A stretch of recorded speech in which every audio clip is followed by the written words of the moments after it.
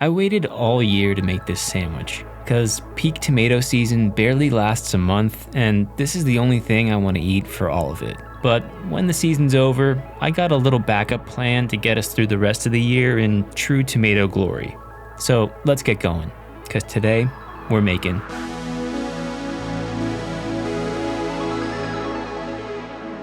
welcome.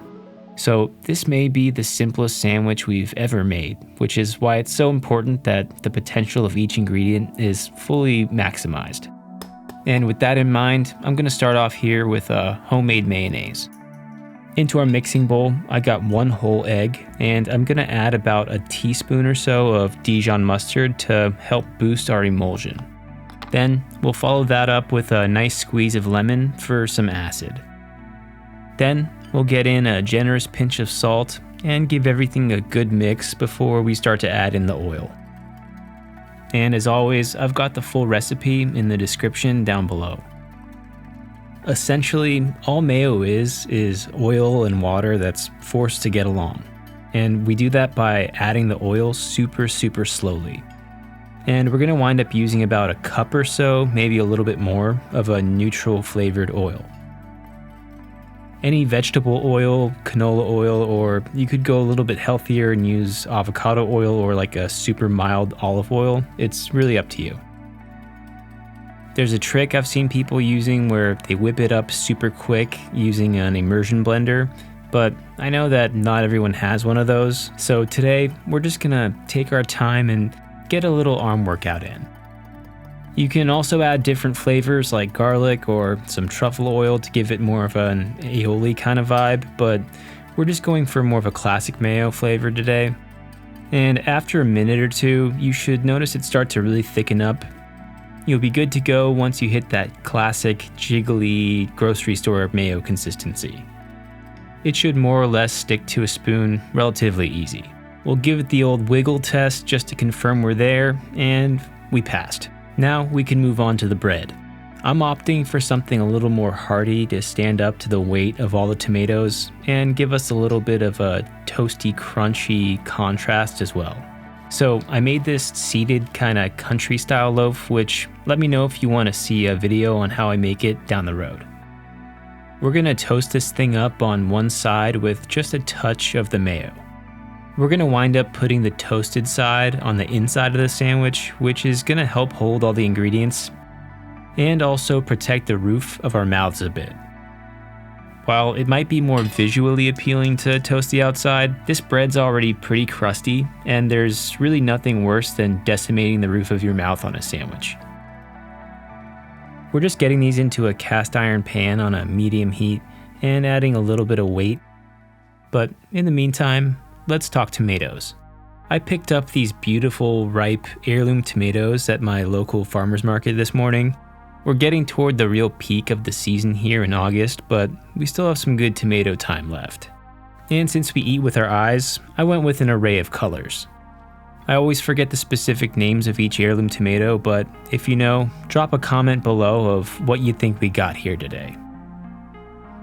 This is going to be the true test of how sharp your knife is. If you're working with a duller blade, maybe consider using a serrated knife instead. That way you don't bruise them up too bad. Alright, we're rounding third base here. It's assembly time. So we're going to start off by getting a generous portion of our mayo onto the bottom of the bread. And we want to be pretty generous here because this is going to act as a little bit of a protective layer to slow the tomato juices just a bit from sogging out the bread too quickly. This is like the world's juiciest sandwich, so we want to do all we can to have some sense of order here. And you can mayo the top bread, but I find it to be slightly overkill. Then the rest of the process is going to be pretty simple. Get each layer of tomato onto the bread, followed by a decent pinch of salt. And I'm using a flaky finishing sea salt here, but really any salt will do. And this is all pretty time sensitive now because the longer the salt sits on the tomatoes, the more moisture it's going to draw out. So if you don't want a soggy mess, we're going to want to finish this thing up and serve it as quickly as possible. Finish with some cracked black pepper, Then finally, we're gonna get the top piece of bread on, with the toasted side down like we talked about before. Give it a nice diagonal slice down the middle, being very careful not to have any tomato pieces sliding out on us. And there it is, the best summer sandwich in the world. It's super simple, yet each ingredient has earned its spot on the roster. All right, let's see how it is. The tomatoes are a juicy umami bomb. The salt really brings out all the flavor. The homemade mayo is great, and the textural contrast of the bread is so good. Now, I want to show you what I make when tomato season is over, and it's basically just as good. Unlike heirloom tomatoes, you can get pretty good mini tomatoes year-round. So we're going to make a sandwich that I picked up from an old Brad Leone video a few years back. It's great as an appetizer or just a nice lunch by itself. I'll leave a link to the original version down below. We're basically gonna char and toast these in a pan with a little bit of olive oil. Over time, they're gonna start to blister and pop and create a little bit of a self-made sauce that's gonna coat everything and make it super delicious.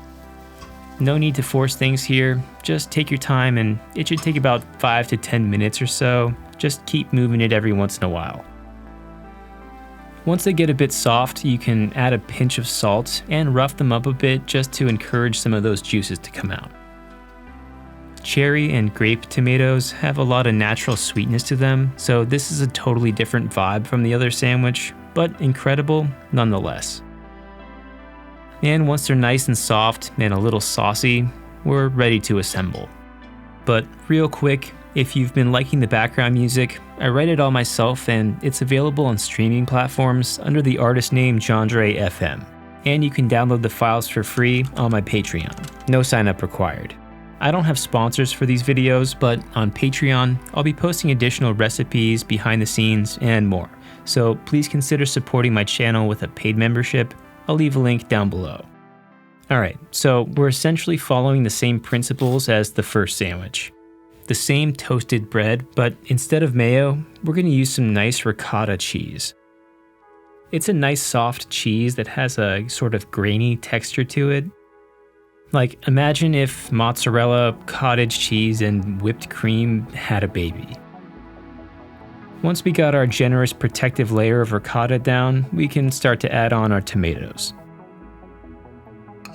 Feel free to be generous here. It's inevitable that some of them are going to fly off as you're eating, but it's just part of the fun. Then, once we're feeling good about our tomato application, I'm just going to finish this off with the olive oil from a jar of Calabrian chili paste. It has some spice to it and a nice Calabrian chili flavor. And for a little bit of herbiness at the end, I'm just going to get a few tears of fresh basil on here. And I'm just taking my time to really assess the perfect placement here. There we go. And there it is. Just like before, we're going to cut it in half. At an angle, of course. And again, let's see how we did.